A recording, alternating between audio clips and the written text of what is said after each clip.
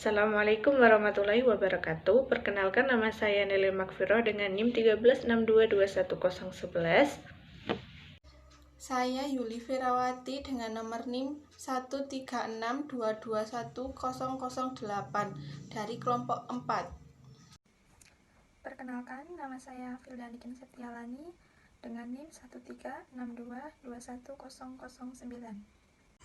Perkenalkan, nama saya Stefani Echa Febriansyah, NIM 136221013. Perkenalkan, nama saya Tri Febriani, NIM 136221012. Kami dari kelompok 4 Filsafat Pendidikan, Prodi PGSD, Fakultas Komputer dan Pendidikan di Universitas Ngudi Waluyo akan memaparkan materi tentang metode pembelajaran.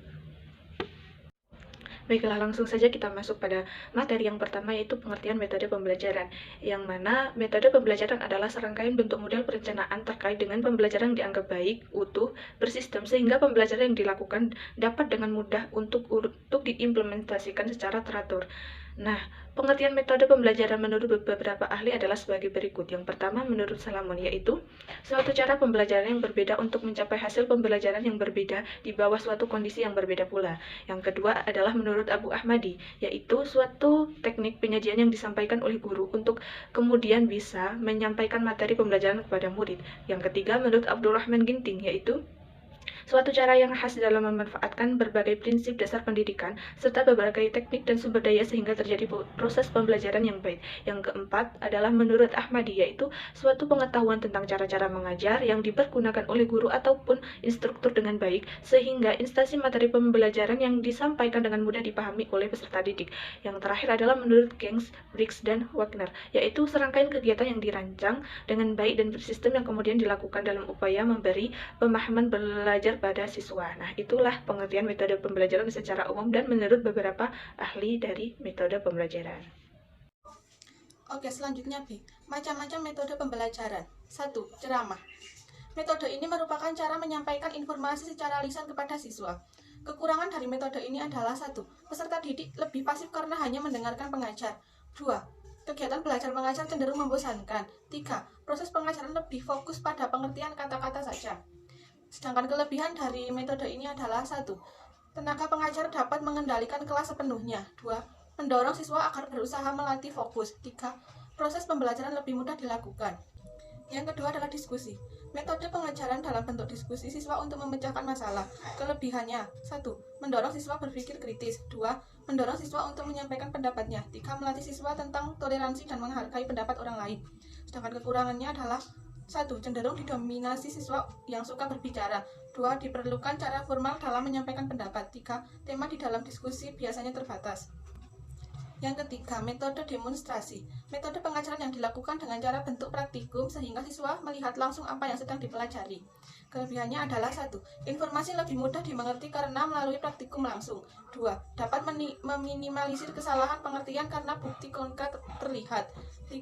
Siswa lebih mudah memahami informasi yang disampaikan pengajar. Kekurangannya adalah 1. Tidak semua materi pelajaran dapat didemonstrasikan. 2. Tenaga pengajar harus orang yang sangat paham mengenai materi yang diajarkan. 3. Hanya efektif bila siswa tidak terlalu banyak. Yang keempat, metode ceramah plus.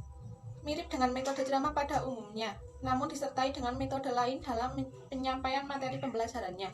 Misalnya, metode ceramah plus tanya jawab, metode ceramah plus diskusi dan tugas, metode ceramah plus demonstrasi dan latihan. 5. Metode pembelajaran resitasi. Metode pembelajaran dengan cara risum mengenai materi yang disampaikan. Adapun kelebihan dari metode pembelajaran resitasi adalah 1. Mendorong siswa untuk melatih cara menulis dengan baik. Kedua, siswa cenderung lebih mengingat materi pelajaran yang disampaikan guru. Ketiga, melatih siswa untuk bertanggung jawab dan mengambil inisiatif. Adapun kekurangan dari metode pembelajaran resitasi adalah beberapa siswa menyontek resume milik temannya atau dikerjakan oleh orang lain. Yang kedua, sulit untuk mengevaluasi apakah siswa benar-benar memahami resume yang telah dibuatnya. Keenam, metode eksperimen. Metode eksperimen dilakukan dengan kegiatan praktikum atau percobaan lab sehingga siswa dapat melihat materi pelajaran secara langsung. Adapun kelebihan dari metode eksperimen adalah siswa dapat bereksploitasi dan mengembangkan diri melalui percobaannya. Yang kedua, membuat siswa berpikir bahwa materi pelajaran dapat dibuktikan dengan percobaan dan menghasilkan menghasilkan siswa yang memiliki jiwa peneliti untuk mengembangkan keilmuan. Adapun kekurangan dari metode eksperimen adalah siswa tidak dapat melakukan eksperimen bila kekurangan alat. Tidak semua materi pelajaran dapat dilakukan dengan metode percobaan, dan kegiatan metode ini hanya dapat dilakukan pada bidang studi tertentu dan dalam waktu yang terbatas. 7. Metode karya wisata. Metode karya wisata. Metode belajar dengan memanfaatkan lingkungan atau tempat-tempat tertentu yang memiliki sumber ilmu bagi siswa. Adapun kelebihannya, memanfaatkan interaksi langsung dengan lingkungan, alam, dan tempat-tempat tertentu. Kedua, kegiatan pengajar lebih menyenangkan dan menarik.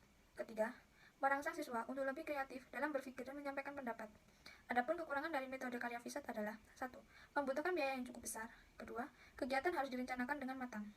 Yang ketiga, harus melalui persetujuan dari banyak pihak, baik pihak sekolah, orang tua, dan pihak lainnya.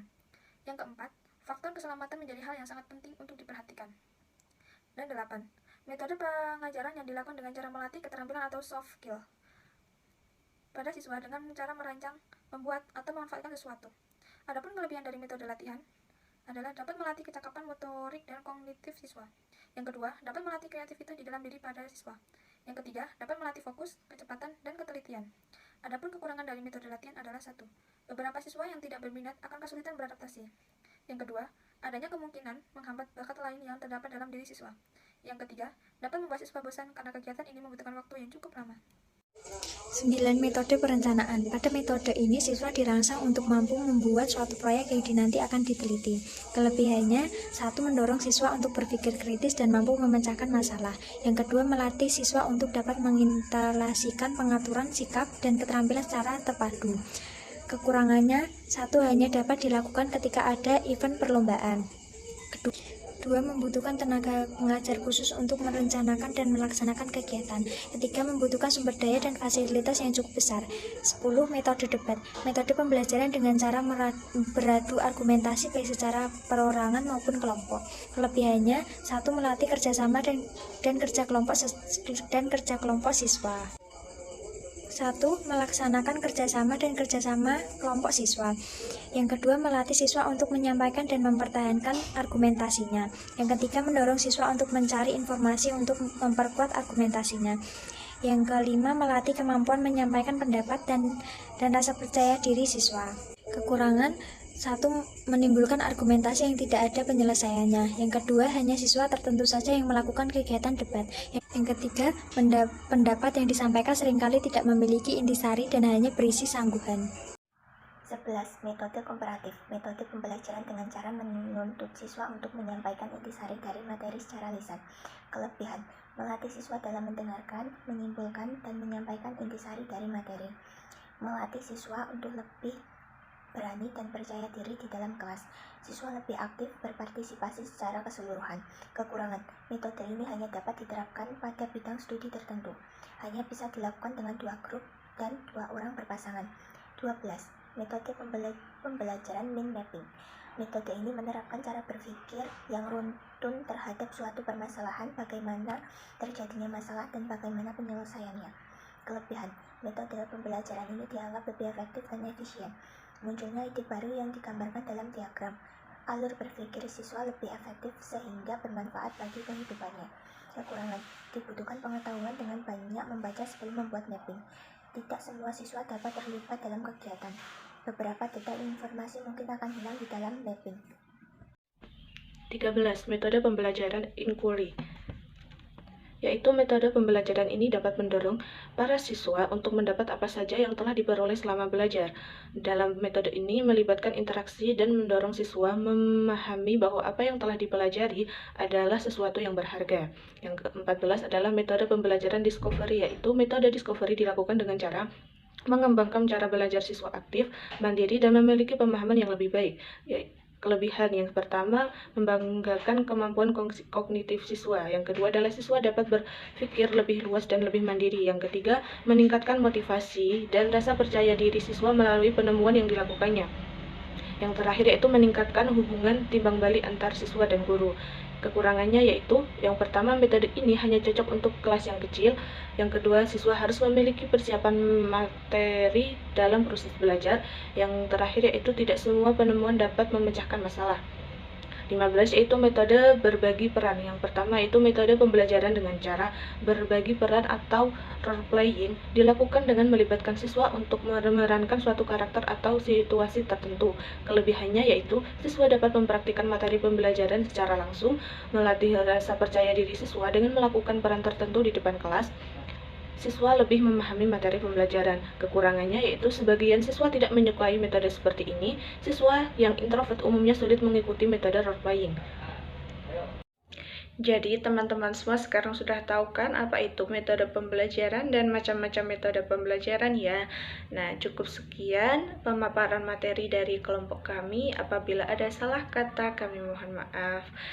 Cuci tangan sampai bersih. Cukup sekian. Terima kasih. Wassalamualaikum warahmatullahi wabarakatuh.